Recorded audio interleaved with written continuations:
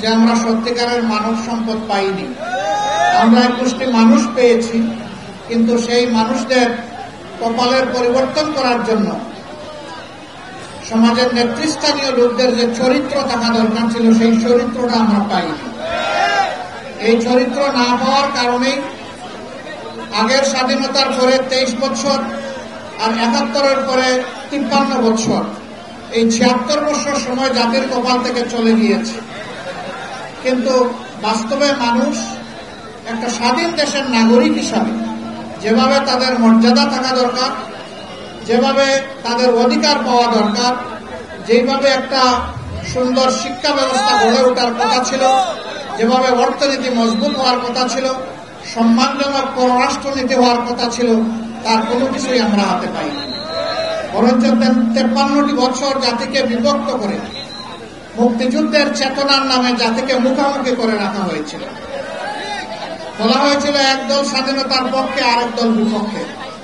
পক্ষের যে দলটি স্লোগান দিয়ে মানুষকে শোষণ করেছিল, তারা কার্যত এই দেশকে অন্য দেশের হাতে ইজারা দিয়ে রেখেছিল। স্বাধীনতার চেতনার নাম অন্য দেশের কাছে দেওয়া নয়। আমরা এই দেশে মুসলমান, হিন্দু, বৌদ্ধ, খ্রিস্টান 4টি ধর্মের মানুষ পাশাপাশি যুগ যুগ ধরে বসবাস করে আসছে। আমাদের মধ্যে পারস্পরিক হিংসা বিদ্বেষ নেই বললেই চলে। আমরা সাম্প্রদায়িক সম্প্রীতির উজ্জ্বল দৃষ্টান্ত আমরা আমাদের পূর্বপুরুষরা রেখে এসেছি। কিন্তু ওই দলটি শুধু মুক্তিযুদ্ধের পক্ষ বিপক্ষে নয়, বরঞ্চ ধর্মের ভিত্তিতে মানুষকে সংখ্যাগুরু এবং সংখ্যালঘু বলে আরেকটা গন্ডগোল লাগিয়ে রেখেছে। কিন্তু দুঃখজনকভাবে যদি আমরা খেয়াল করি, তাহলে দেখো 72-এর 10 জানুয়ারি আওয়ামী লীগ ক্ষমতায় এসেছিল। 4 বছরের বেশি তারা টিকতে পারে নাই। সেই সময়টা থেকে শুরু করে 2024 সালের 5 আগস্ট পর্যন্ত যাদেরকে তারা সংখ্যালঘু বলে, যাদের জন্য মায়া কান্না করে, তাদের জায়গা জমি অন্যায়ভাবে তারাই সবগুলা প্রায় দখল করে রেখেছে। তাদের সম্পদের উপর হাত দিয়েছে, তাদের ইজ্জতের উপরে হাত দিয়েছে। অথচ তারা মুষ্টা চাপায় এদেশের দেশপ্রেমিক মানুষ, বিশেষ করে যারা নিষ্ঠাবান মুসলমান, তাদের উপরে। আলহামদুলিল্লাহ, মঈন ফখর সাহেবের কেয়ারটেকার সরকারের সময় বাংলাদেশে একজন নাপাক বুদ্ধিজীবী আছে, যার নাম আবুল বারাকাত। সে একটা আর্টিকেল লেখলো প্রথম আলো পত্রিকায়, বাংলাদেশ জামাতে ইসলামের নেতাকর্মীদের দখলে এদেশের অন্যান্য ধর্মের মানুষের 34,000 একর অবৈধ জমি আছে। সরকার পাগল হয়ে সারা দেশে খোঁজখবর নিল, 2 মাস সময় নিল সকল জায়গায়।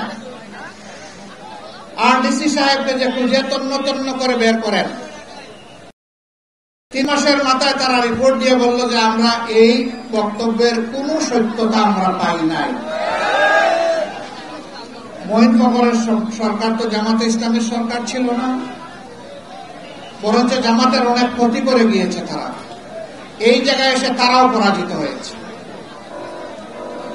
বাদ দেন সারা দেশের কথা, আপনাদের এলাকায় এই রংপুরে আপনারা ভালো করে জানেন যে এই সমস্ত দুষ্টামি কারা করে, কোন দলের লোকেরা করে।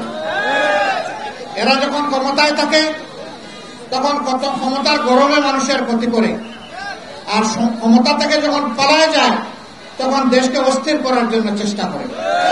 প্রতি মুহূর্তে তারা ষড়যন্ত্র করার চেষ্টা করে। 15.5 বছর শাসন করে নাই, 15.5 বছর বাংলাদেশকে শ্মশানে পরিণত করেছে। মানুষের শান্তির ঘুম কেড়ে নিয়েছে, বিচার বিভাগকে তছনছ করেছে, আর্মি অফিসারদেরকে খুন করেছে, জামাতে ইসলামের দেশপ্রেমিক শীর্ষস্থানীয় নেতৃবৃন্দকে খুন করেছে, শত শত নেতাকর্মী খুন করেছে, আলিম উলামাকে খুন করেছে।